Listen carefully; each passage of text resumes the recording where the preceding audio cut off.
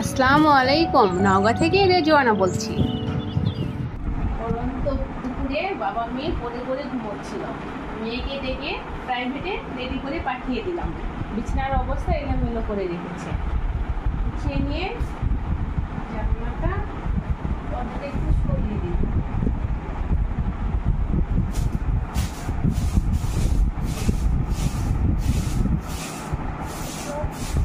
একটু গুছিয়ে নিয়ে চলে যাবো কিচেনে। নিয়ে রিকোয়েস্ট আছে। আজকে আমি রান্না করছি ফ্রাইড রাইস মেয়ের অনুরোধে। প্রচণ্ড গরমে গত সপ্তাহে তেমন একটা ভারী খাবার রান্না করা হয় নাই, হালকা পাতলা খাবার দিয়েছি, কিন্তু মেয়ে আজকে বায়না করেছে, সে আজকে খাবে।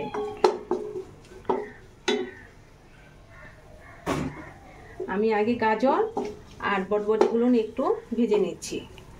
এই দুটো হতে একটু বেশি সময় লেগে যায়।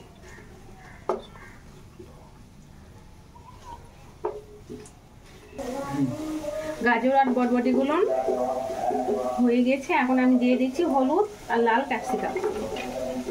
এগুলো একটু দেরিতে দিলে ভালো হয়, কারণ ক্যাপসিকাম হতে খুব একটা সময় লাগে না। হালকা একটু ভেজে নিব। আজকে ছিল মেয়ের অনুরোধে ফ্রাইড রাইস রান্না।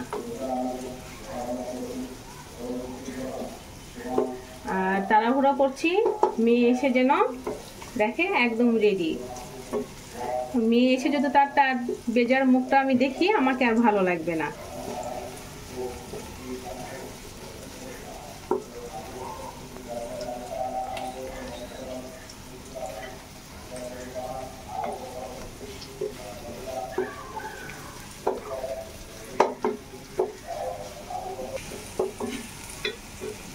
আমার সবজিগুলো হয়ে গেছে। আমি এক পাশ রেখে দিয়ে আমি আগে থেকে 3টা ডিম ফেটে রেখেছিলাম, ওটা আমি পাশে এখন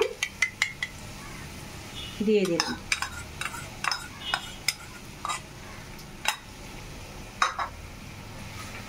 উপরে একটু ছড়িয়ে দিলাম সামান্য লবণ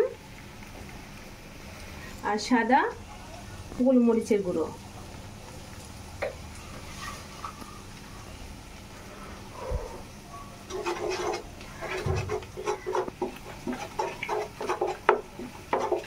হালকাভাবে নেড়ে আস্তে আস্তে একটু সময় দিয়ে করে নিতে হবে।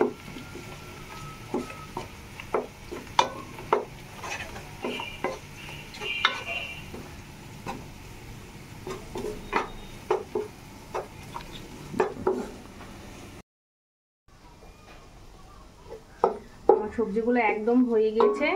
আগে থেকে আমি রাইসটা কমপ্লিট করে রেখে দিয়েছিলাম। দেখেন কতটা ঝরঝরে। আস্তে আস্তে আমি রাইসগুলো দিয়ে দিব।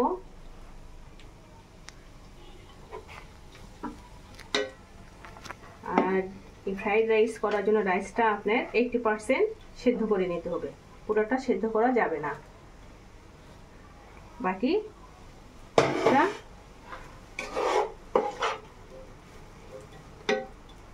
আমি এবার দিয়ে দিব একটু সয়া সস।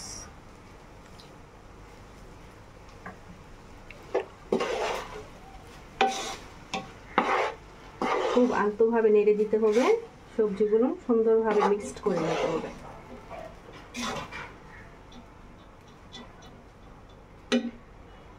স্বাদের মান বাড়ানোর জন্য আমি একটু টেস্টিং সল্ট দিয়ে দিচ্ছি 1 চিমটি, আর অ্যাড করছি সামান্য একটু চিনি।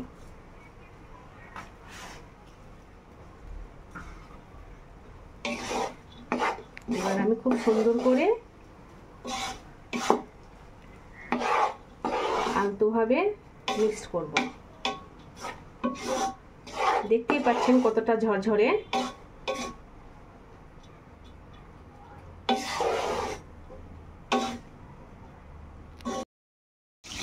আমার ফ্রাইড রাইসটা এখন পুরোটাই কমপ্লিট। আমি একটা ডিশে উঠিয়ে নিচ্ছি, দেখলেই বুঝতে পারবে কতটা ঝরঝরে হয়েছে।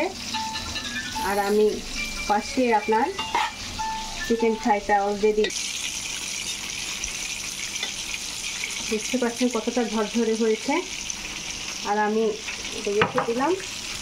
চিকেন ফ্রাইটা আমার হয়ে গিয়েছে, দেখতে পাচ্ছেন কতটা ক্রিস্পি হয়েছে। আমার ভিডিওটিতে যারা দেখছেন অবশ্যই একটা লাইক, কমেন্ট এবং সাবস্ক্রাইব করবেন। আর অলরেডি যারা কাজটি করে ফেলেছেন তাদেরকে অশেষ ধন্যবাদ। আল্লাহ হাফেজ।